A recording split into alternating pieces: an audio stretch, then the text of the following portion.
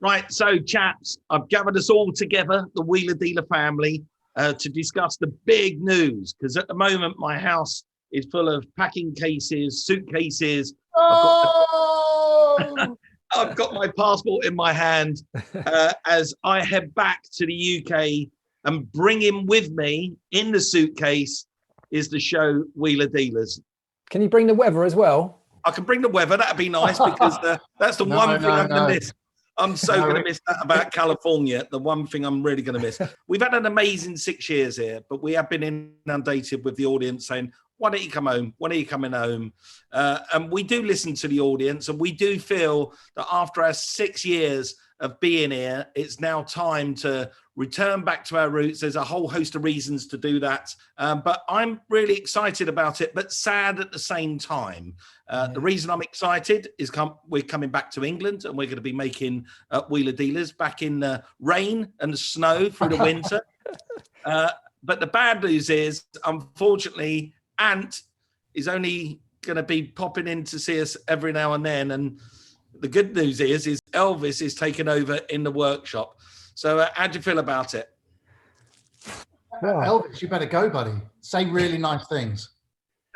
Well, go on, Ant. I mean, I want to know how you feel about this, because this has been your baby now for a few years, and I'm coming at this fresh, coming in from the outside. But this must be a hard thing for you to kind of let go.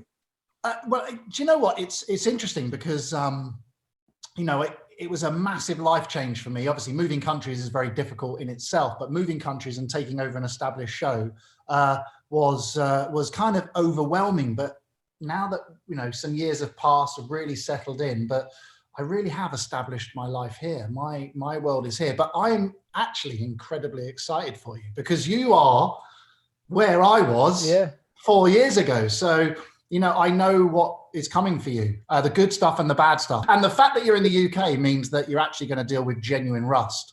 Yeah, that's true. I've been rust lucky here in California. How are you? How do you feel about it? Oh, I'm massively excited, but I know this is a big deal, as you know, and as I'm sure you felt back in the day when you took this over. This is a huge deal. I don't think people, I certainly didn't appreciate how big Wheeler Dealers is globally until you really get into it. And, to be welcomed into this family, which I am, and I feel very grateful to have that happen. Massively exciting.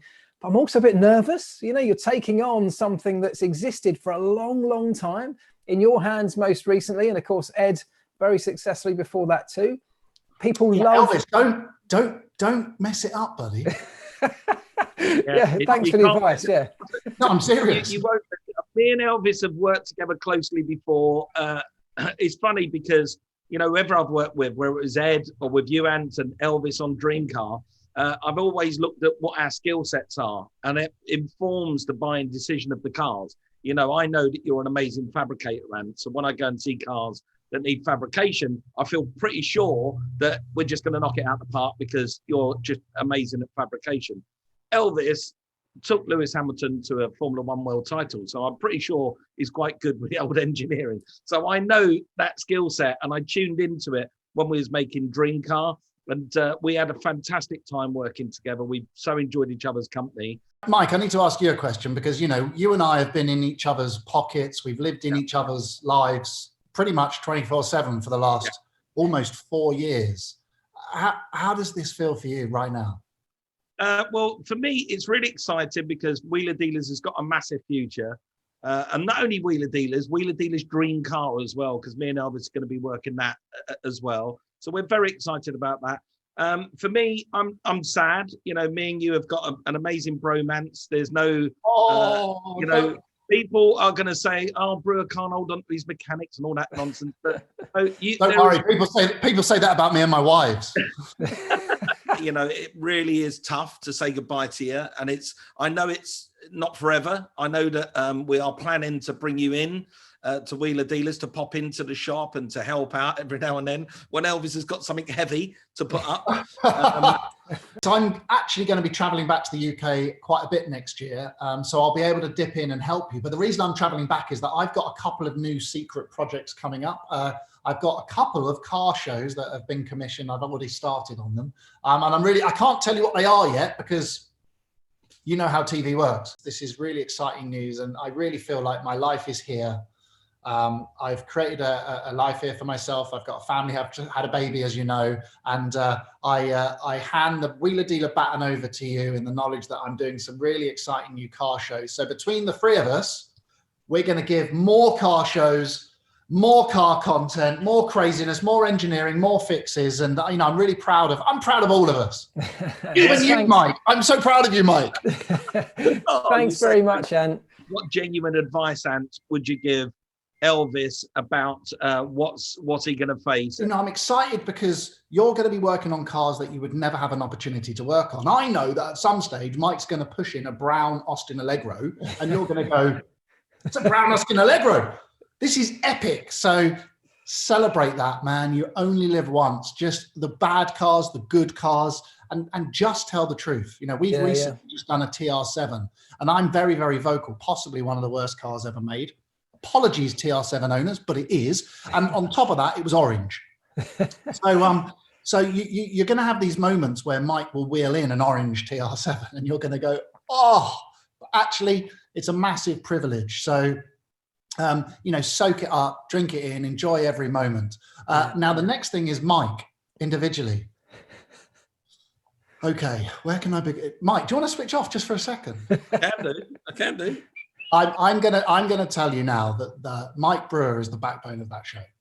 And when I first started, I got thrown into the deep end. New country, new house, new schools, new job, new workshop, and it would have been an incredibly difficult place for me to live if Mike wasn't there, because he's done the show for so long. He understands it in and out. If you was to cut him in half, he would bleed wheeler dealers. So really lean into him. Make sure, and if you're uncomfortable with anything, you don't like the car, the job, or you let's say he wants to change the color of a car and you don't believe that's the right decision, just pull him aside and tell him, because the one thing Mike will do is he will listen. He might not agree, but he will listen. Yeah. Because ultimately he wants the very, very best for the show. Well, I think I was quite lucky in that I've had a taste of that already, of course, with the first series of Dream Car. So at least from that perspective, I'm not coming in stone cold on this, and working on that show.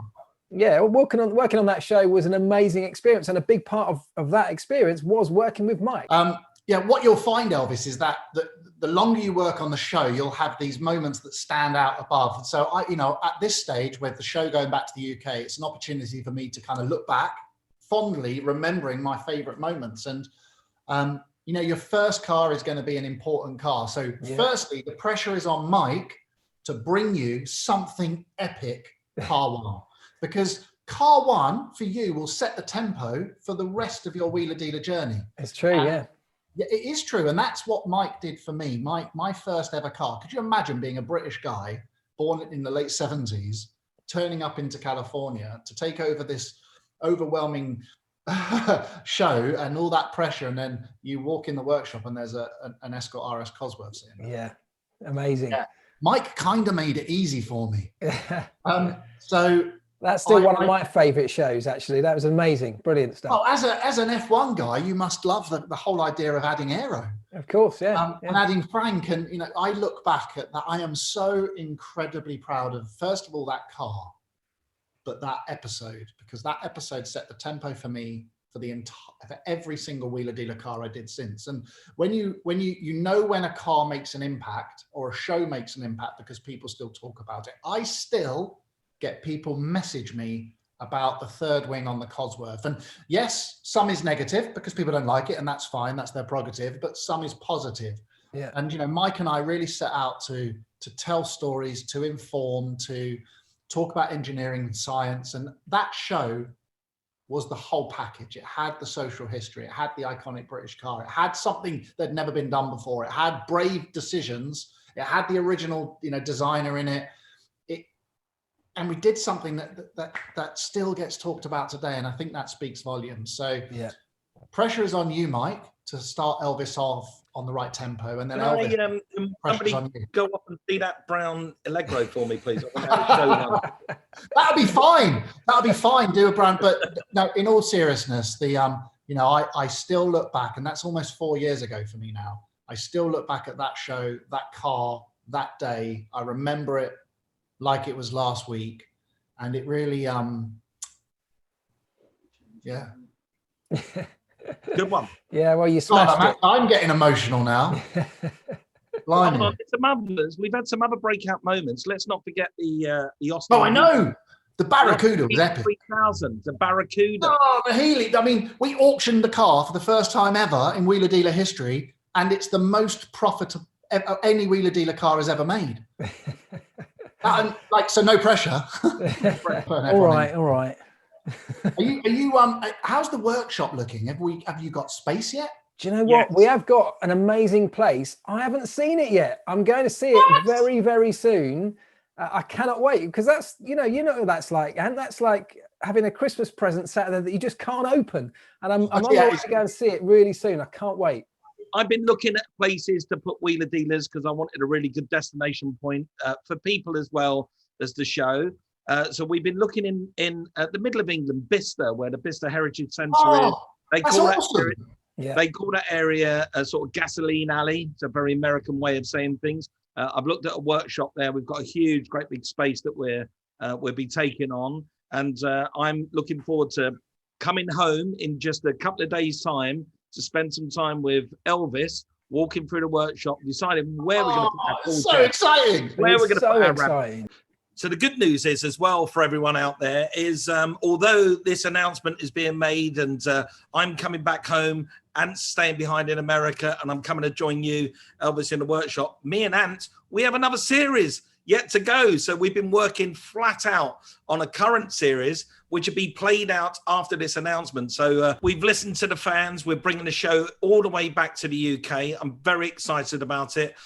Me and Elvis are going to be working flat out to entertain and inform you. And our new shows will be ready to view sometime late summer, early autumn. And in the meantime, you can follow us all on social media and you can see what we get up to. It's going to be amazing. I'm so proud of you guys, working with you guys. It's just been a privilege and an honor to work with you, and I love you dearly. Elvis, me and you are going to have an amazing future together. I know we are. Ant, I need you to come around here and help me pack up the last few things. Also, if you don't mind, Ant, I'm going to cry. I also need a run to the airport. I need a ride to the airport. All right. Okay, so, how's an orange TL7? Your last duty as my man is my man. Would you please? I want to sit in the back of the car and you drive me to the airport. How about I take you to the airport in an orange TR7, because you're guaranteed to probably not get there. Hold on, no, I haven't finished. And Elvis, I'll send you my flight details. I'll pick you up at the other end. Yeah. Oh, brilliant, guys! Thank you so much for this. It's been an honour and a privilege to work with both of you, and wheeler dealers for the future. Thank you. Can't wait.